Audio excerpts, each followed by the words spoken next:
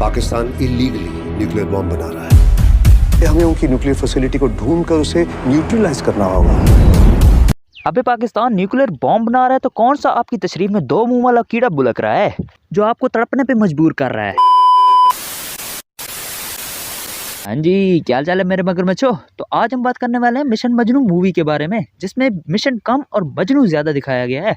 इस मूवी का मकसद न्यूक्लियर बम को बनने से रोकना है, जो कि पाकिस्तान बना रहा है। हजारों कोशिश की फिर भी हो गए नाकाम। बेशरम इंसान, बेशरम इंसान। न्यूक्लियर बम हमने फिर भी बना लिया हिंदुस्तान। जियो पाकिस्तान, जियो पाकिस्तान। अरे कहना क्या चाहते हो? कुछ नहीं, दिस इज कॉल्ड चबली। खैर शुरू करते हैं रिव्यू। अपने नाड़े शाड़े कस के बांध लो क्योंकि मौसम बिगड़ने वाला है।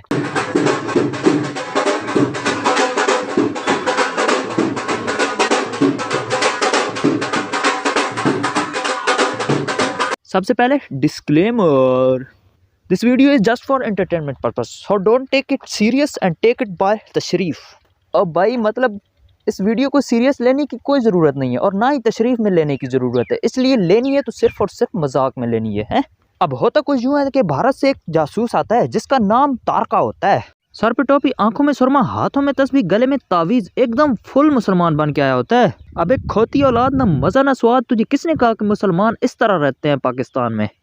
यहाँ सारे सादे सूदे होते हैं, अलिफ बे का पता नहीं होता, बिल्कुल अनाड़ी। और तू यहाँ हाजी बना फिर रहा है, एड्डा तू मदनी अब्दुल बारी।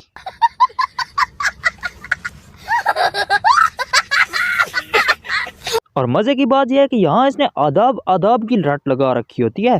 अबे डैडी दे तेरा उल्टी खरबाजी यार मुंह है। इत्थे आदाब आदाब कोई नहीं करता। यहाँ दो तरह के लोग होते हैं, या तो सीधा अस्सलाम वालेकुम कहते हैं, या फिर हमारे जैसे लोग होते हैं जो रख के पीठ पे चपेड़ मारते हैं और कहते हैं हाँ सुनो कुछ नहीं। बोल भी दिया जो बोलना था और नहीं भी बोला जो बोलना था। और ये नमाजियों के दरमियान इतना फासला क्यों है बे? जिस दौर की तुम लोग मूवी बना रहे हो उस वक्त तो कोरोना का काफ भी नहीं था, फिर ये इतना फासला क्यों रखा हुआ है? ओ माऊदे बच्चों, इस चीज का तो ख्याल रख लिया करो। और मस्जिदों में इस तरह के झंडे किधर लगा रखे होते हैं हम लोगों ने? हमारी मस्जिदों में तो ऐसे झंडे कहीं नजर नहीं आते। इन मोटी मोटी चीजों का तो ख्याल रखा करो। पोसड़ी दो, और मेरा मतलब पड़ोसी हो।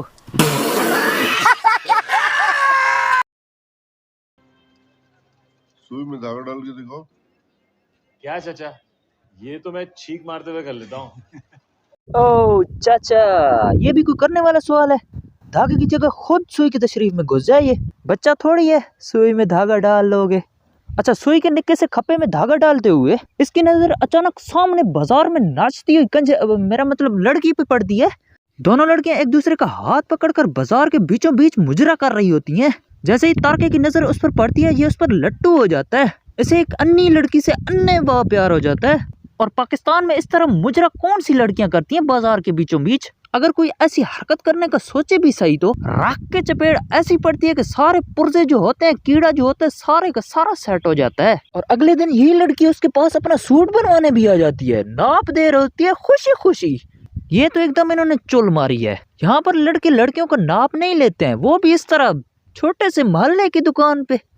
अबे तेरी, ये फिल्म बनाने वाले को ना बंदा उल्टा लटका दे और तशरीफ पे जूते मार मार के तशरीफ लाल कर दे और उड़ता हुआ तीर इनकी तशरीफ में घुसेड़ दे। अब नाप देने के बाद जैसे ही बाहर आती हैं तो रिक्शा रोकने के लिए अन्नी लड़की अपना हाथ खड़ा कर रही होती है। मुझे ये समझ नहीं आती अन्नी ये है या ये है, इसे रिक्शा खड़ा करना चाहिए, ये कर रही है। अन्नी औलाद, ना मजा ना स्वाद। इसके बाद तारके और अन्नी की प्रेम कहानी शुरू हो जाती है।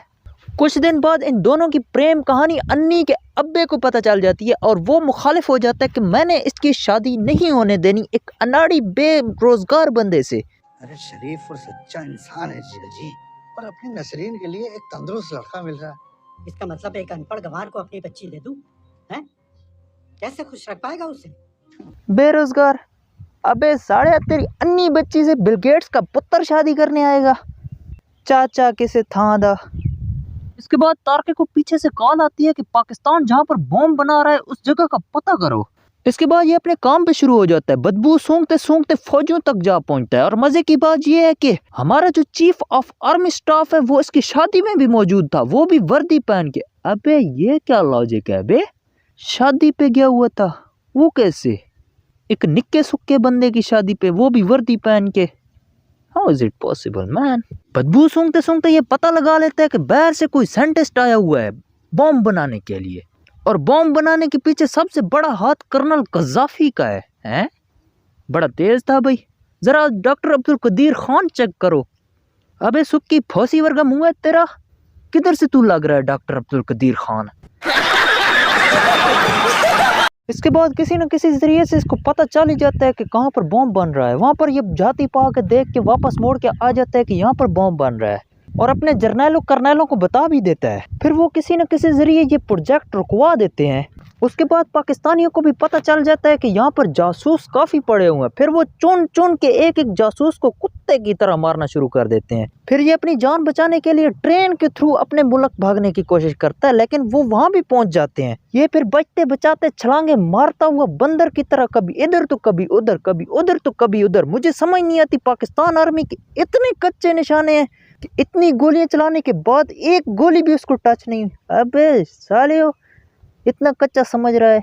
हमारी पाकिस्तान आर्मी रोटी को चोची नहीं कहती, बेवकूफ़ नहीं है कि कोई भी घुस जाए और उन्हें पता ना चले।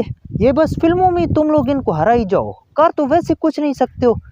कभी सल्लू भाई कंधे पे मुन्नी को बिठा के पाकिस्तान छोड़ने आए होते हैं, कभी सनी देओल साहब पाकिस्तान को उड़ा रहे होते हैं, कभी मजनू बम का पता लगाने के लिए आया होता है। ये पाकिस्तान है, तुम्हारी पुप्पी का घर नहीं है कि जब मुंह चका सीधे अंदर।